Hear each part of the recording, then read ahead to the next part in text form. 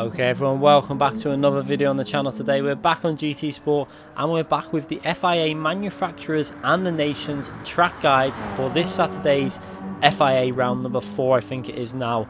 First up, we've got the nations race driving the Group 1 cars at Fuji Speedway, the Formula version, a track I really do enjoy driving, so really looking forward to this combination. I managed to jump on last night. I was actually I didn't know if I'd have time to get these track guides up. I thought I'd just jump on last night, see what happens. I had about a spare half an hour, 30 minutes on each, and then maybe about 45 minutes on each to be fair.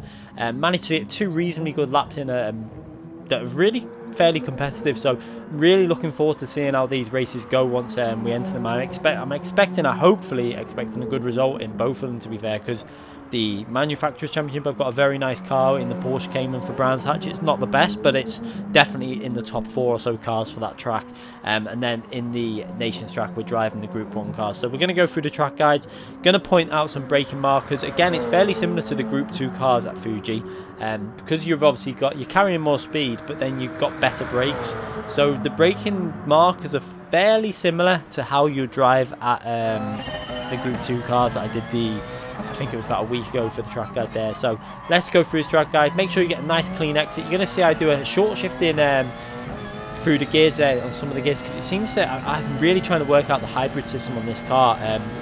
What I'm tending to find is it seems to be a good idea to sometimes short shift from 2nd to 3rd gear and then let 3rd gear rev out and 4th gear rev out, as the hybrid seems to work better in them gears, and then it fades off in 5th gear. So you can see going into turn 1, we're going to brake just past the 150 board. It's a fraction past it. You see the braking inputs going in there. Then we're going to trail brake all the way into the corner. And again, you want to try and get your right-hand tyre, like we did with the Group 2 cars, just on that right-hand curb there. And then you're going to try and square it off. But you're going to be patient with the throttle. You see I put about 30% throttle in, then up to 50. And then once I felt the grip there, an early upshift into 3rd gear, you watch that and you watch the difference it makes. It really does give your car a little bit of a boost on the straights. Then into the next turning in point, you see bit of braking in just after the 100 again, in between the 150, and again we're going to try and clip. You're basically aiming to get as close to your left hand tire to that bollard as possible and jump over the curb a bit and get on the power very early in 5th gear. Don't go down to 4th gear, because 5th gear gives you better pull when you're coming out that corner. Early upshift into 6th gear, and I actually took this corner, I had too much grip. I had to lift off and then just kind of let the car run out wide, because I turned in a little bit too sharp because the car's got so much downforce. So maybe lost a fraction of, maybe a 10th of a second there.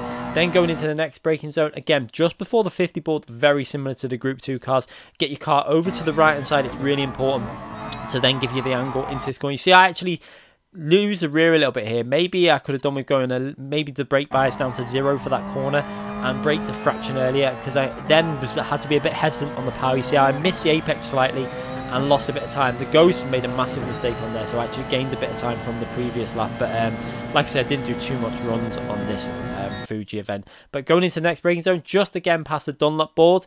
Don't brake too late. You want to make sure you're braking fairly early, because you're carrying quite a high speed in this car. Down into 2nd gear and try and, again, your right front tyre, get it over that green bit of the tarmac on the right hand side. You really can attack these curbs, and just be careful not to carry too much speed into that corner, because you want to leave where that red line is. You want to leave a space there so that you can then work the car into this next corner to get on the throttle as early as possible, because it's so important to get on the throttle at this point. Again, early upshift there into 3rd gear, and then into this right hand corner. You're going to see there braking inputs very early, pretty much as soon as we see the white curb to turn into, and get the car over to the left hand side to swing it in, obviously, as you go through this corner. And again, exactly the same as when I did my best lap in the Group 2 car. The right hand front tyre is on that green bit of AstroTurf on the right hand side, and then on the power as early as we can coming onto this corner. And again, I prefer to take this in a tight line, but I think I ran a little bit wide on this lap. But you see the way the arrow goes around there, I like to take that kind of line, but I went a little bit too wide, and then you're going to see there's quite a big gap on the apex. So see there's where that red line is, that's too much really. You want to be closer to that bollard on the left hand side so you can square it off and get on the power a bit early. So I lost a bit, about a 10th or 2 just on that one corner, maybe a 10th there, so maybe 2 tenths down on probably a good lap at this, but a better lap at this point. But again, for this corner, brake in early and follow that red arc all the way round. Again, not going too wide, trying to keep a quite narrow line into this corner, and then getting on the power as early as you can. You see, trying to clip your right hand front tyre on that curb as you go through it. That's what I always aim to do, is get as close to that curb as possible. Slightly miss it there, but not too bad. Got on the power reasonably early, and you can see the difference. I'm actually quite a bit ahead of the Ghost with a 25.3, and we're going to go over the line with a 25.095, I think, but I think there's a 24.7 or 8 in this. If I pushed it a little bit more, I definitely felt like I could go a fair bit faster. I really enjoyed that, so I'm looking forward to this race.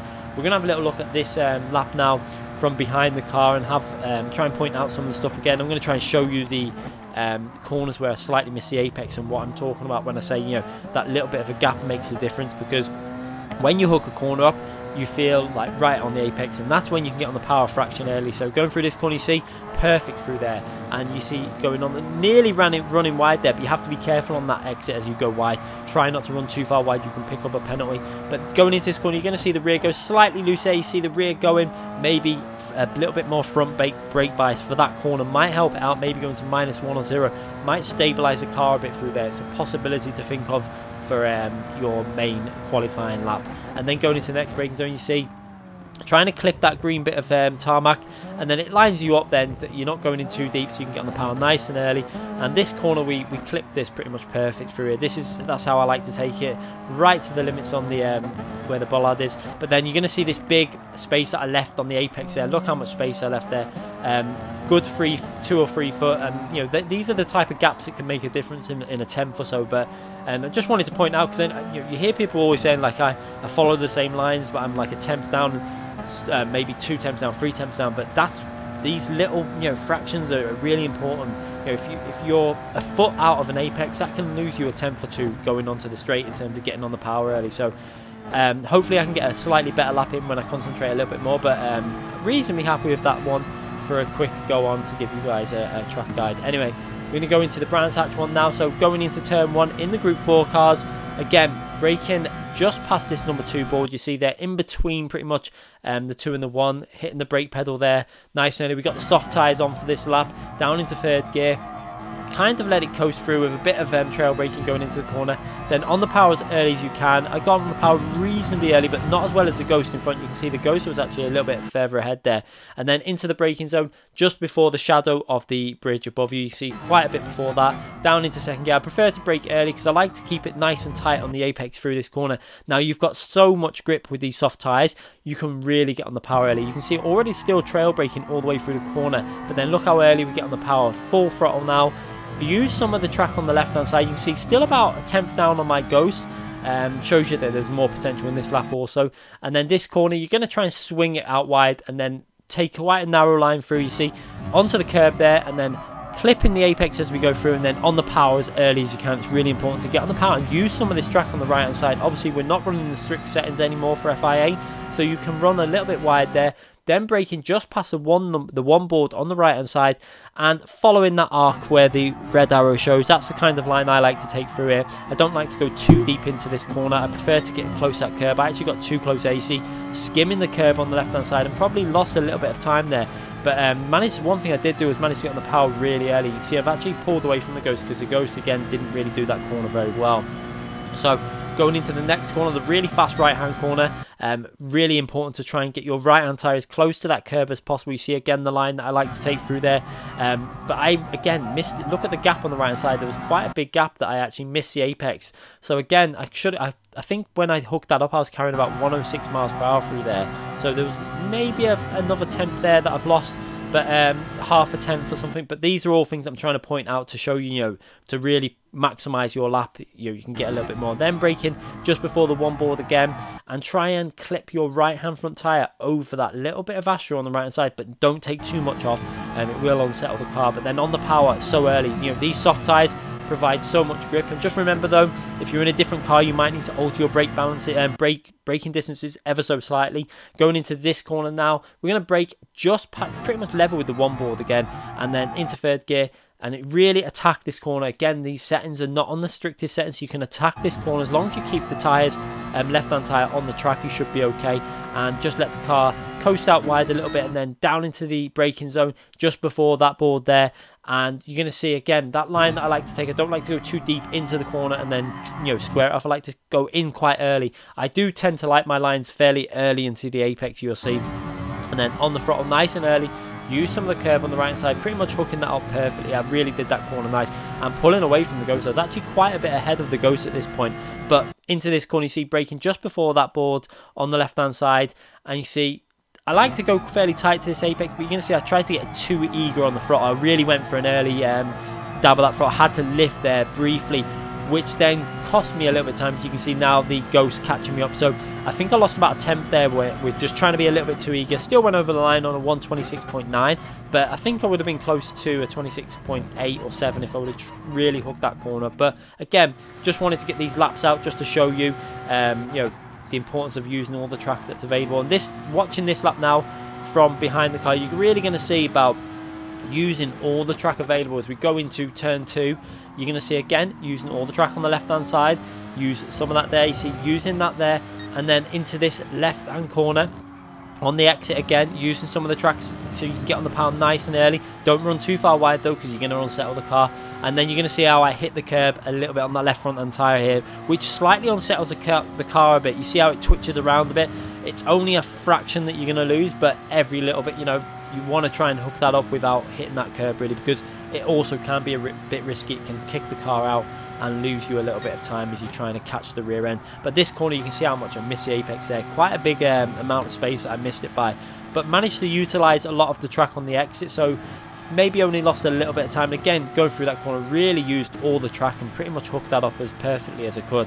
And again, going into this corner, you see hooking that up quite nice. A little bit of space left on the left hand side, but you know, it's not too, it's a bit risky pushing it there. But again, on this corner, pretty much running to within inches of going on the grass, so that was really nice and hooked that corner up. But then again, this final corner is where I lost a bit of time as I had to hesitate on the throttle, a little lift off the throttle before I could get maximum back on again, and maybe lost a bit of time. But again, not too bad. A nice lap, a clean lap, and a 126.9. So really happy with that. Hope you enjoyed this these track guides. Hope they help you out. Let me know in the comment section if it's helped you out. Do remember that if you're in a different car, say like the Mercedes SLS, you're going to be maybe half a second slower a lap than the Cayman. It's naturally not going to be as fast around this track, so you may need to alter your brake distance slightly. You're probably going to have to brake a fraction earlier in the Mercedes and the Jaguar and the heavier cars like that, like the Corvette and the Dodge Viper. Them type of cars are going to need to brake a little bit earlier, so just rein in the braking distances a bit if you're in, you know, heavier cars.